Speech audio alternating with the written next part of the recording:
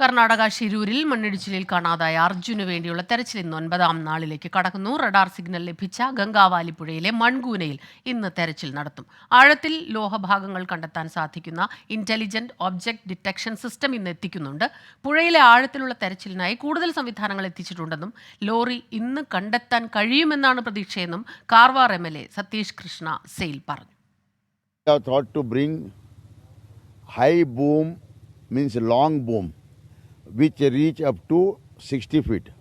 It is a maximum what is there in our area. It is coming from Gokak near Belgaum. That also it is loaded two machine I have told, but unfortunately that 40 meter of the backside it is showing. For that we have done only one machine, and if required tomorrow also we will bring the another machine you have seen. Okay.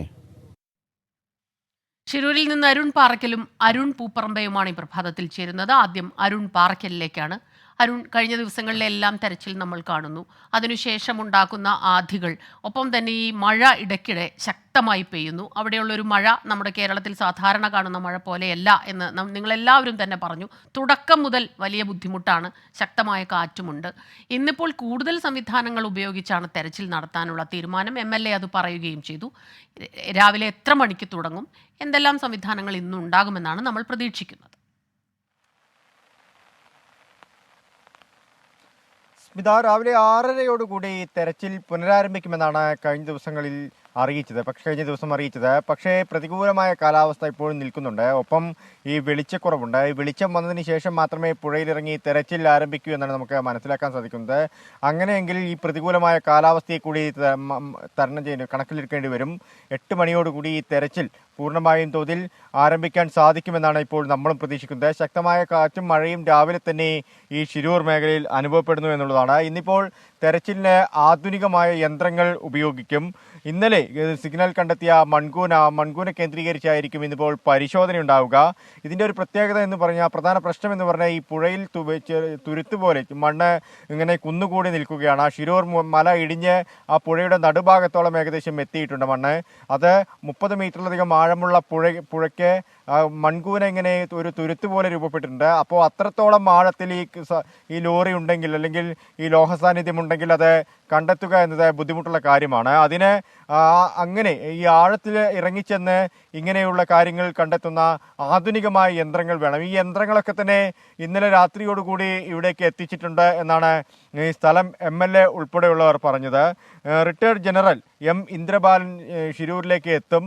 അദ്ദേഹത്തിൻ്റെ സേവനം, അദ്ദേഹത്തിൻ്റെ ഉപദേശം ഇതൊക്കെ സൈന്യത്തിനും അതുപോലെ തന്നെ ഈ നാവികസേന ഉദ്യോഗസ്ഥർക്കുമൊക്കെ അത്യന്താപേക്ഷിതമാണ്. കാരണം അനുഭവ സമ്പത്തുള്ള ആളുകൾ ഇത് സാധാരണ നമ്മളൊരു സ്ഥലത്ത് ചെയ്യുന്ന പോലെയുള്ള കാര്യങ്ങളല്ല. ഇത് അത്യന്തം അപകടം നിറഞ്ഞ പ്രദേശമാണ്. എപ്പോൾ വേണമെങ്കിലും വീണ്ടും മലയിടിയാനുള്ള സാധ്യതയുണ്ട്. അതുപോലെ തന്നെ കനത്ത മഴയുണ്ട്. ഈ പുഴയിലാണെങ്കിൽ അടിയൊഴുക്ക് വളരെ രൂക്ഷമാണ് സ്മിത. ഒന്ന്, വീതി കൂടിയ പുഴയാണ്. ഈ അപകടം നടന്ന പ്രദേശത്ത് 500 മീറ്ററിലധികം വീതിയുണ്ട്. ആ വീതി കൂടിയ പുഴയിൽ അതിൻ്റെ പകുതിയോളമാണ് ഈ മണ്ണ് അടിഞ്ഞുകൂടിയിരിക്കുന്നത്. ചില ഭാഗങ്ങളിലൊക്കെ പുഴ ഗതിമാറി ഒഴുകുന്നൊരു സാഹചര്യമൊക്കെ ഉണ്ട്.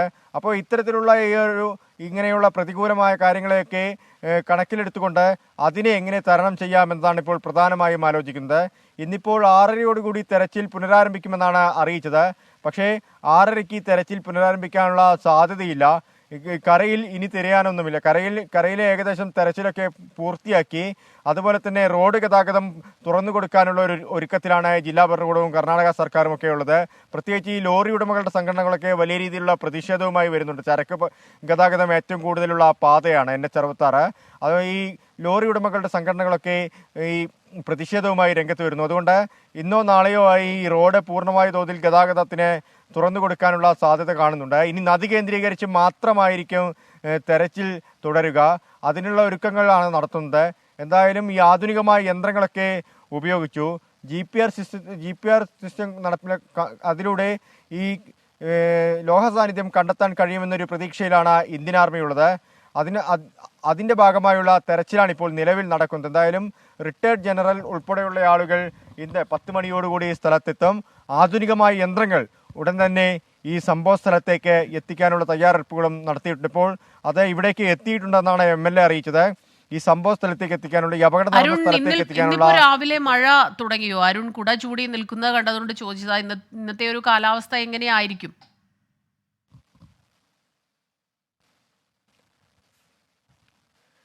സ്മിത, ഈ പ്രദേശത്ത് ഷിലൂർ മേഖലയിൽ അപകടം നടന്ന പ്രദേശത്ത് ഗംഗാവലി പുഴയ്ക്ക് മുകളിൽ ശക്തമായ മഴയാണ്. അതായത് ഇടവിട്ട് പെയ്യുന്ന അതിശക്തമായ മഴ മാത്രമല്ല, മഴയത്ത് പിന്നെയും നമുക്ക് ഈ പ്രദേശങ്ങളിലൊക്കെ നിൽക്കാൻ സാധിക്കും.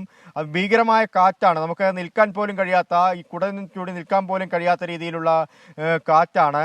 പലപ്പോഴും അത് ഭയപ്പെടുത്തുന്നുമുണ്ട്. എന്തായാലും ഈ കാറ്റിനെയും അതുപോലെ തന്നെ ശക്തമായ മഴയെയും ഒക്കെ അതിജീവിച്ചുകൊണ്ട് ഈ പുഴയിൽ ഈ തെരച്ചിൽ തുടരുക എന്നതാണ് സൈന്യത്തെയും നാവികസേനയെയും സംബന്ധിച്ചുള്ള ഏറ്റവും വലിയ വെല്ലുവിളി. ആ വെല്ലുവിളികളെ അവർക്ക് അതിജീവിക്കണം. ഈ പുഴയിൽ അടിയൊഴുക്കും രൂക്ഷമാണ്. പ്രത്യേകിച്ച് ഈ കർണാടക ഉൾക്കാടുകളിലൊക്കെ ഇപ്പോഴും അതിശക്തമായ മഴ തുടരുകയാണ്. അതുകൊണ്ട് ഈ പുഴയുടെ പല ഭാഗങ്ങളിലും കരയിലേക്കൊക്കെ വെള്ളം കയറിയിട്ടുണ്ട്. അടിയൊഴുക്ക് രൂക്ഷമാവുകയാണ്. പുഴ എപ്പോഴും കലങ്ങി മറിഞ്ഞുകൊണ്ടാണ് വരുന്നത്. ഈ പുഴയുടെ മുകൾ ഭാഗത്ത് നിന്ന്, അതായത് പുഴയുടെ തുടക്ക ഭാഗത്തു നിന്നൊക്കെ ഈ മരങ്ങളൊക്കെ, ചില കൂപ്പുകളിൽ നിന്നൊക്കെ മരങ്ങളൊക്കെ ഒലിച്ചു വരുന്നുണ്ട്. അപ്പം ഇങ്ങനെയുള്ള സാഹചര്യങ്ങളെയൊക്കെ, ഇങ്ങനെയുള്ള കാര്യങ്ങളെയൊക്കെ, പ്രതികൂല സാഹചര്യങ്ങളെയൊക്കെ അതിജീവിച്ചുകൊണ്ടാണ് ഈ തെരച്ചിൽ മുന്നോട്ട് പോകാൻ സാധിക്കൂ. ഇപ്പോൾ നമുക്കൊപ്പം അരുൺ പൂപ്പറമ്പ് കൂടി ചേരുന്നുണ്ട്. അരുൺ, ഈ തെരച്ചിൽ ഇന്ന് പുനരാരംഭിക്കും. ഇന്ന് പ്രധാനമായും സൈന്യം ലക്ഷ്യമിടുന്നത് എന്തായിരിക്കും? ഇന്നലെ നേവിയുടെയും സൈന്യത്തിൻ്റെ, അതായത് കരസേനയുടെയും നേതൃത്വത്തിൽ ഈ ഗംഗാവലി പുഴയിൽ, ഇപ്പോൾ പൂർണ്ണമായും കേന്ദ്രീകരിക്കുന്നത് ഗംഗാവലി പുഴയിലാണ്. കരയിലെ തെരച്ചിൽ കഴിഞ്ഞ ദിവസം തന്നെ പൂർണ്ണമായി ഔദ്യോഗികമായി തന്നെ അവസാനിപ്പിച്ചിരുന്നു. എന്നാൽ ഈ ഗംഗാവലി പുഴയിലെ തെരച്ചിൽ അതീവ ദുഷ്കരമാണ്, ശ്രമകരമായിട്ടുള്ള ദൗത്യമാണെന്ന് നേവിയുടെ ഇന്നലത്തെ അവരുടെ തെരച്ചിൽ കഴിഞ്ഞതിന് ശേഷം അവർ തന്നെ അത്തരമുള്ള വിവരങ്ങൾ പങ്കുവച്ചിരുന്നു. അതിൽ പ്രധാനപ്പെട്ട ഒരു കാരണം ഈ പുഴയുടെ ഒരു ഘടന അവർ മനസ്സിലാക്കിയതനുസരിച്ച് ശക്തമായ അടിയൊഴുക്കാണ്. അതിൽ ഇന്നലെ ഈ മുങ്ങൽ വിദഗ്ധരൊക്കെ അതിനുശേഷം പറഞ്ഞത്, അവർ ഡൈവ് ചെയ്തതിന് ശേഷം 10-20 മീറ്റർ മാറി വെർട്ടിക്കലായാണ് അവർക്ക് നിലയുറപ്പിക്കാൻ കഴിയുന്നത്. അത്തരത്തിൽ ശക്തമായ അടിയൊഴുക്കിൽ അവർക്ക് ഈ മുങ്ങി എന്തെങ്കിലും സാന്നിധ്യം കണ്ടെത്തുന്നതിന് വേണ്ടി വലിയ പ്രയാസകരമാണ് എന്നതാണ് അവർ പറയുകയും ചെയ്തത്. അതോടൊപ്പം ഈ വിവിധ ഇടങ്ങളിൽ ഈ മണ്ണിടിച്ചിലിന് ഭാഗം നമുക്ക് ദൃശ്യങ്ങളിൽ തന്നെ കാണാം, വലിയ മൺകൂനകളാണ് രൂപപ്പെട്ടിട്ടുള്ളത്. അത് നമ്മൾ വിചാരിക്കുന്നതിനപ്പുറത്തേക്ക് വലിയ ഉയരത്തിൽ ഈ ചെളി പൂണ്ട് അതങ്ങനെ ഒരു സ്റ്റാൻഡബിളായി നിൽക്കുക. 2-3 സ്ഥലങ്ങളിൽ അങ്ങനെ കണ്ടു. നമ്മളത് നമ്മുടെ ആകാശ ദൃശ്യങ്ങളിൽ ഉൾപ്പെടെ അത് വ്യക്തമായി കണ്ടതാണ്. അപ്പോൾ ഇത്ര വലിയൊരു മൺതിട്ടയിൽ കടിയിൽ എന്തെങ്കിലും ഒരു സാന്നിധ്യം ഉണ്ടാകില്ല. അത് കണ്ടെത്തുന്നതിന് വേണ്ടിയാണ് ഇപ്പോൾ ഈ ആധുനിക സംവിധാനങ്ങൾ. അവർ നിലവിൽ അവരുടെ ഇന്നലത്തെ തെരച്ചിൽ രീതി മതിയാവില്ല, കൂടുതൽ സംവിധാനങ്ങൾ ആവശ്യമാണ് എന്ന് അവർക്ക് ബോധ്യപ്പെട്ടിട്ടുണ്ട്.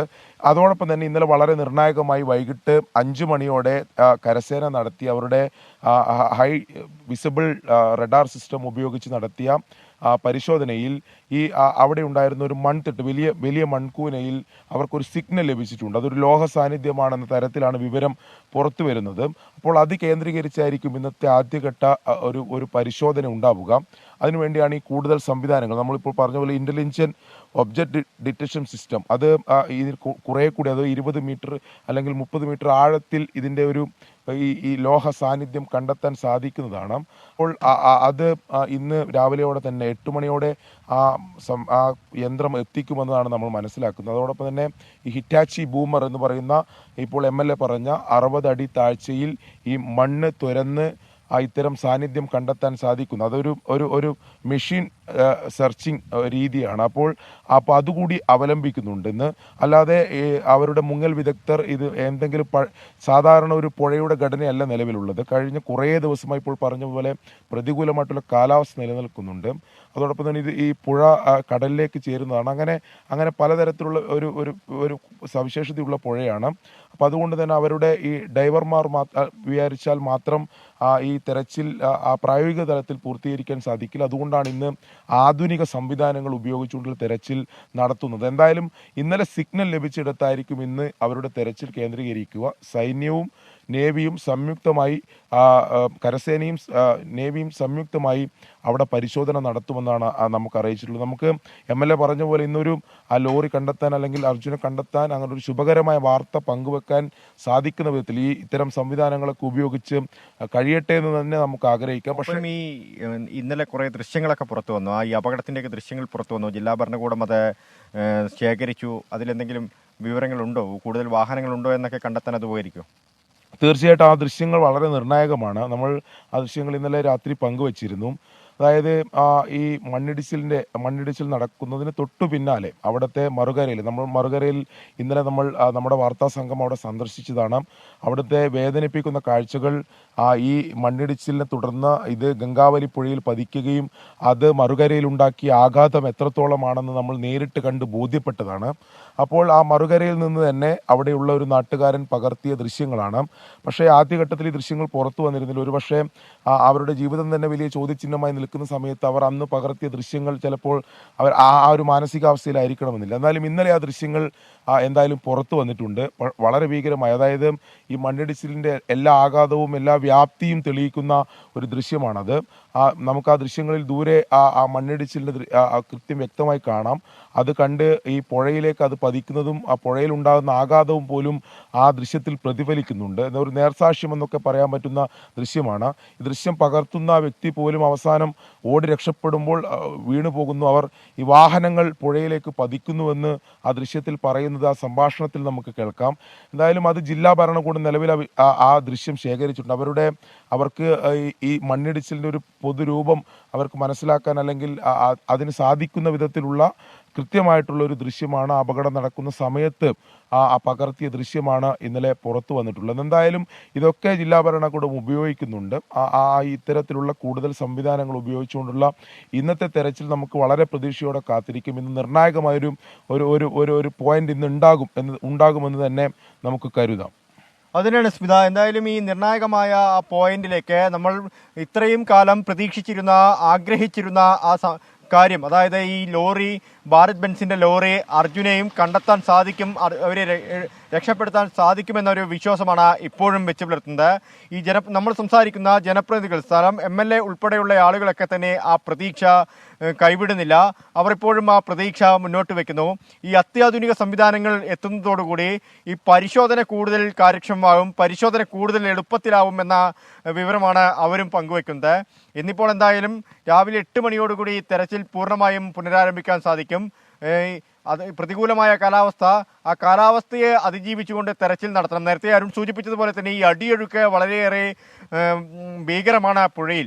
പുഴയിൽ നിൽക്കാൻ പോലും കഴിയാത്ത, അതായത് ഈ ആർമി സംഘത്തിനും നേവി സംഘത്തിനുമൊക്കെ ബോട്ടിൽ സഞ്ചരിക്കുമ്പോൾ പോലും ആ ബോട്ടിനെയൊക്കെ തെന്നിമാറ്റിക്കൊണ്ട് ഈ പുഴ ഇങ്ങനെ ആ ഒഴുക്ക്, അത് ഭീകരമായ ഒരു അവസ്ഥയാണ്. നമ്മൾ ഈ അരുൺ സൂചിപ്പിച്ചതുപോലെ ഈ കഴിഞ്ഞ ദിവസങ്ങളിലെല്ലാം നമ്മൾ കാണുന്നതാണ്, വലിയ വെല്ലുവിളി നിറഞ്ഞതാണ് ഈ ദൗത്യം. അത് നദിയിലാണെങ്കിൽ സാധാരണ പോലെയല്ല, വല്ലാതെ ആഴത്തിലുള്ള നദിയാണ്. അതുകൊണ്ട് തന്നെ ഇപ്പോൾ ഇന്നലെ ചെറിയ ലോഹ സാന്നിധ്യം അത് കണ്ടെത്തി അതിൻ്റെ ചുവട് പിടിച്ചാണ് ഇന്നത്തെ തെരച്ചിൽ പുരോഗമിക്കുന്നത്. കൂടുതൽ മുൻ റിട്ടയർഡ് മേജർ ജനറൽ അദ്ദേഹത്തെ ഉൾപ്പെടെ അവിടേക്ക് വിളിച്ചിട്ടുണ്ട് ദൗത്യ സൈന്യം. അതോടൊപ്പം തന്നെ കൂടുതൽ സാങ്കേതിക സംവിധാനങ്ങൾ, കൂടുതൽ ആഴത്തിൽ കൃത്യമായി പരിശോധന നടത്താനുള്ള സാങ്കേതിക സൗകര്യങ്ങൾ, സംവിധാനങ്ങൾ കൂടി ഉപയോഗിച്ചാണ് ഇന്നത്തെ തെരച്ചിൽ ഉണ്ടാവുക. ട്രക്ക് ഡ്രൈവർ അർജുനെ കണ്ടെത്താനുള്ള രക്ഷാദൗത്യവുമായി ബന്ധപ്പെട്ട കേസ് കർണാടക ഹൈക്കോടതി ഇന്ന് വീണ്ടും പരിഗണിക്കുന്നുണ്ട്. രക്ഷാദൗത്യം ഗൗരവമുള്ള വിഷയമാണെന്ന് കർണാടക ഹൈക്കോടതി ഇന്നലെ അഭിപ്രായപ്പെട്ടിരുന്നു. കേന്ദ്ര സംസ്ഥാന സർക്കാരുകൾക്ക് ഹൈക്കോടതി അയച്ച നോട്ടീസിന് ഇന്ന് അവർ മറുപടി അറിയിക്കും. ഇതുവരെയുള്ള രക്ഷാദൗത്യത്തിന്റെ വിവരങ്ങൾ കർണാടക ഹൈക്കോടതിയിൽ സംസ്ഥാന സർക്കാർ സമർപ്പിച്ചിട്ടുണ്ട്. 2 മലയാളി അഭിഭാഷകരാണ് സംഭവത്തിൽ ഹൈക്കോടതിയെ സമീപിച്ചിട്ടുള്ളത്. ഇന്നലെ ചീഫ് ജസ്റ്റിസിന്റെ ബെഞ്ചായിരുന്നു ഹർജി പരിഗണിച്ചത്. അപ്പോൾ ആ രീതിയിൽ ഒരു വശത്ത് നിയമപരമായ നടപടികളെല്ലാം തന്നെ നടക്കുന്നു. പക്ഷേ ഏറ്റവും പ്രധാനം അർജുനെ എത്രയും പെട്ടെന്ന് തന്നെ കണ്ടെത്താനുള്ള തെരച്ചിൽ, അത് ഇന്നും ഊർജിതമായി തന്നെ പുരോഗമിക്കും. പക്ഷേ ഇപ്പോൾ അരുൺ പാറയ്ക്കലും അരുൺ പൂപ്പറമ്പയും അവിടെ നിന്ന് നൽകിയ വിവരങ്ങളനുസരിച്ച് ഇപ്പോൾ പ്രഭാതത്തിൽ തന്നെ ഈ തെരച്ചിൽ തുടങ്ങിയിട്ടില്ല. ഏറെ വെല്ലുവിളികൾ നിറഞ്ഞ ഈ തെരച്ചിൽ, അതിന് കുറച്ചുകൂടി സംവിധാനങ്ങൾ അവിടെ എത്തിക്കേണ്ടതുണ്ട്. ഇന്ന് കൂടുതലും ഈ തെരച്ചിൽ കേന്ദ്രീകരിക്കുക നദിയിലാകും. ഗംഗാ നാഗാവാലി നദിയിൽ നിന്ന് ചെറിയ സിഗ്നൽ കിട്ടിയതിനെ തുടർന്ന് ഇന്നിപ്പോൾ കൂടുതൽ ആഴത്തിൽ നദിയിൽ ആഴത്തിലേക്ക് കടന്നു ചെല്ലാൻ കഴിവുള്ള സംവിധാനങ്ങൾ ഉപയോഗിച്ചുള്ള പരിശോധന തെരച്ചിലായിരിക്കും ഇന്നുണ്ടാവുക. രാവിലെ മുതൽ ചെറിയ മഴയുണ്ട്. അവിടെ ശക്തമായ മഴ വലിയ വെല്ലുവിളി ഉണ്ടാക്കുന്നുമുണ്ട്. കൂടുതൽ റിപ്പോർട്ടുകളിലേക്ക് നമ്മൾ തിരികെ എത്തും ഒരു ചെറിയ ഇടവേളയ്ക്ക് ശേഷം.